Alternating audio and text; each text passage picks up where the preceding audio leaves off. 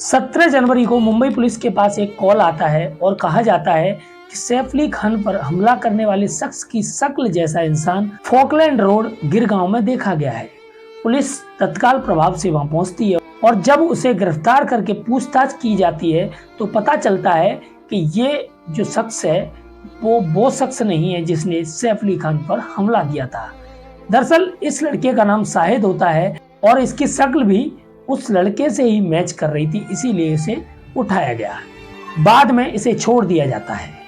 ऐसा करते करते मुंबई पुलिस ने लगभग 50 लोगों को गिरफ्तार करके पूछताछ की, लेकिन पुलिस के हाथ हमेशा खाली रहे।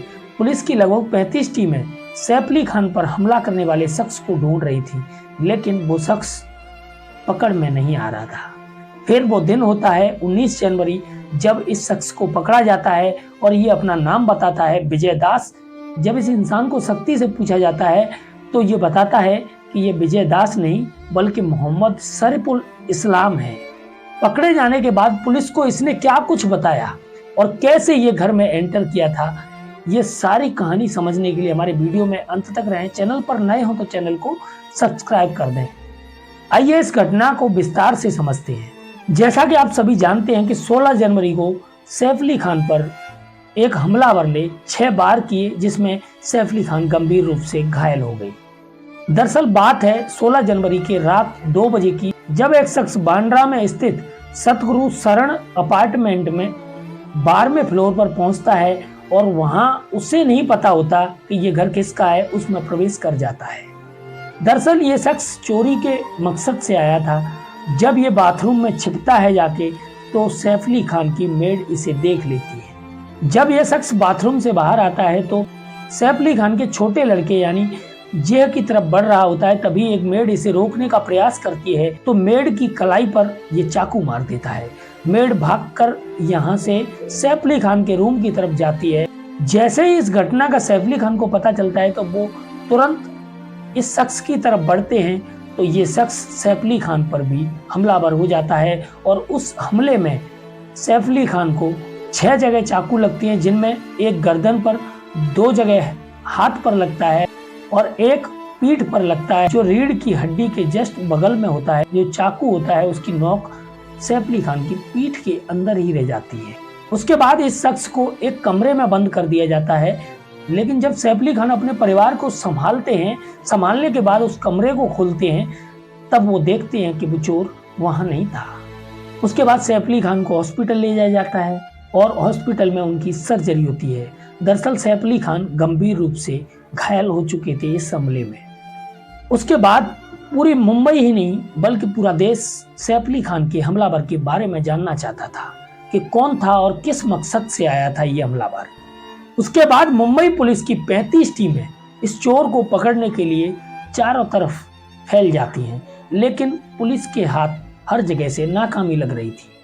16 जनवरी से 19 जनवरी के बीच पुलिस ने अलग अलग जगह से लगभग 50 लोगों को गिरफ्तार करके पूछताछ की, लेकिन पुलिस के हाथ खाली थे।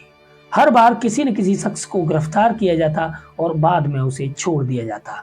पकड़ा उसे इसीलिए जाता था क्योंकि उसकी शक्ल इस चोर से मैच कर जाती थी, लेकिन ऐसा करते करते पुलिस 50 लोगों को गिरफ्तार करती है और सभी लोगों को पुलिस को छोड़ना पड़ता है। उसके बाद पुलिस मुंबई के सारे रेलवे स्टेशन और जितने भी बड़े बड़े मार्केट हैं वहां के सारे सीसीटीवी कैमराज को चेक करती है। उन कैमराओं के लगभग 1 महीने के बैकअप को भी देखती है कि 1 महीने तक क्या कुछ हुआ है। तब जाकर पुलिस को पता चलता है कि 1 जनवरी 2025 को बांद्रा के रेलवे स्टेशन पर इसी शख्स को देखा गया है जिस शख्स ने सैफ अली खान पर हमला किया था। अब पुलिस वहां से जगह जगह के सीसीटीवी कैमरास को चेक करती है और उसके बाद 9 जनवरी को इसी शख्स को बांद्रा के रेलवे स्टेशन पर एक बार फिर से देखा जाता है। फिर 9 जनवरी को ही इसी शख्स को अंधेरी रेलवे स्टेशन के बाहर एक बाइक पर देखा जाता है और उसके बाद उस बाइक का जो नंबर है वो पुलिस निकालती है और जैसे ही बाइक का नंबर निकाला जाता है तो पता चलता है कि ये जो बाइक है वो थाने के लेबर कैंप में रहने वाले एक इंसान के नाम है। जब थाने के लेबर कैंप पुलिस पहुंचती है और वहां जब इस शख्स का फोटो दिखाया जाता है और इसके बारे में जब पूछा जाता है तो वो लोग कहते हैं कि जी हाँ, ये शख्स यहीं रहता है, लेकिन पुलिस को ये शख्स वहां मिलता नहीं है। तभी एक शख्स पुलिस को बताता है कि एक ऐसी शक्ल का इंसान थाने के लेबर कैंप के पीछे बनी हुई कुछ झाड़ियों में छिपा हुआ है। पुलिस जाती है और उसे तुरंत गिरफ्तार करती है। सबसे पहले जब इसे पूछा जाता है तो ये अपना नाम विजय दास बताता है। जब पुलिस इससे सख्ती से पूछताछ करती है तो ये इंसान अपना नाम बताता है मोहम्मद शरीफुल इस्लाम, और ये कहता है कि वो बांग्लादेश का है। पश्चिम बंगाल के रास्ते इलीगल तरीके से ये भारत आया था और पिछले 6-7 महीने से मुंबई में ही काम कर रहा था। दरअसल उस शख्स ने ही बताया, उसे वास्तव में पता नहीं था कि जिस घर में वो चोरी करने गया था वो घर किसका था, लेकिन जब उसे मेड ने देखा तो वो हमलावर हो गया और अब उसे लगने लगा था कि उसे पकड़ा जाएगा। इसीलिए उसने सैफ अली खान और उस मेड पर हमला किया ताकि वो वहां से हमला करके भाग सके। लेकिन भागते वक्त वो ये भूल गया था कि जब आते समय उसने अपने चेहरे पर कपड़ा डाल रखा था, वो भागते समय उस चेहरे से कपड़ा हट गया था और उस समय वो घबराया हुआ भाग रहा था, इसीलिए उसके चेहरे की पहचान आसान हो गई। हालांकि मोहम्मद शरीफुल इस्लाम के वकील दिनेश प्रजापति का कहना है, अभी ये स्पष्ट नहीं हुआ है कि ये जो लड़का पकड़ा गया है वो बांग्लादेश का है, क्योंकि उसके पास से कोई भी आईडी प्रूफ बरामद नहीं हुआ है, जिसके चलते इस शख्स के बारे में भी कुछ कहा नहीं जा सकता कि ये शख्स बांग्लादेश का है या फिर भारत का। हालांकि कोर्ट ने पुलिस को 5 दिन की रिमांड दी है ताकि पुलिस मोहम्मद शरीफुल इस्लाम के बारे में पूरी जानकारी जुटाए, पूरे सबूत जुटाए और कोर्ट में पेश करे। हालांकि उस इंसान ने यह तो साफ कर दिया कि उसकी सैफ अली खान से कोई पर्सनल दुश्मनी नहीं थी। दरअसल वो एक अनजान इंसान बनकर गया था सिर्फ चोरी करने के मकसद से, लेकिन जब उसे देखा गया था इसीलिए उसने हमला किया। फिलहाल के लिए इस वीडियो में इतना ही। मिलते हैं एक और कहानी के साथ, तब तक के लिए जय हिंद, जय भारत।